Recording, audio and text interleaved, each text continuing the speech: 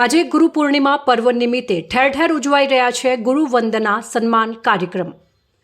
गुरु गोविंद दोनों खड़े किसको लागू पाए, बलिहारी गुरुदेव की जिसने गुरु दियो बताए।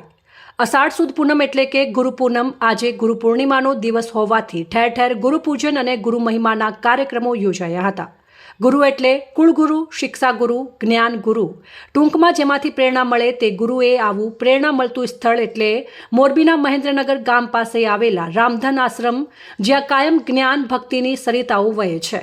આજના ગુરુ પૂર્ણિમાના પાવન દિવસે રામધન આશ્રમમાં મહંત ભાવેશ્વરી દેવી માતાજી અને શ્રી શ્રી 1008 મહામંડલેશ્વર રત્નેશ્વરી દેવીજી તેમના સાનિધ્યમાં ગુરુ મહિમાનો સત્સંગ કાર્યક્રમ યોજાયો હતો, જેમાં મોટી સંખ્યામાં આજે લોકો દર્શન કરવા આવી રહ્યા હતા અને દર્શન કરીને ભાવ વિભોર બનતા હતા। અહીં ભોજન તો મળે છે, પરંતુ મનની શાંતિ મળે તેવું કુદરતી વાતાવરણમાં આશ્રમ આવેલો છે। આ સત્સંગમાં આંગણે આવેલા અતિથિ દેવો ભવ મહિમા અને ગુરુ મહિમાનો ઉપદેશ સમજાવતા મહંત ભાવેશ્વરી દેવીએ સૌને આશીર્વાદ પાઠવ્યા હતા। ભક્તોને જય સિયારામ।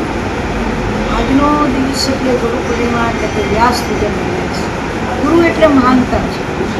હું બધાય સેવકો સહિત સમગ્ર લોકોને એ જ કહેવા માગું છું કે તમારા વિચારને મહાન બનાવો, ગુરુતા તરફ લઈ જાઓ। તમે કોઈ પણ વ્યક્તિ પ્રત્યે દ્વેષ, કામ, ક્રોધ, લોભ ન રાખો અને બધા લોકો એક થઈને રહે।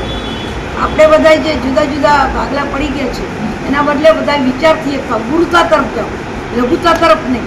તો આજના સંદેશમાં મારે એટલું જ કહેવાનું કે સમાજ ભયમુક્ત બને, વ્યસનમુક્ત બને, શિક્ષિત બને, દીક્ષિત બને અને બધા સંપીને સ્નેહથી માનવો પરમ ધર્મ એક વિચારધારા તરફ જોડાય એવી આજે ગુરુ પૂર્ણિમાના પાવન દિવસે શુભેચ્છા સહિત વિચારધારા રજૂ। રિપોર્ટ શ્રીકાંત પટેલ, સંબંધ ભારત ન્યૂઝ, મોરબી।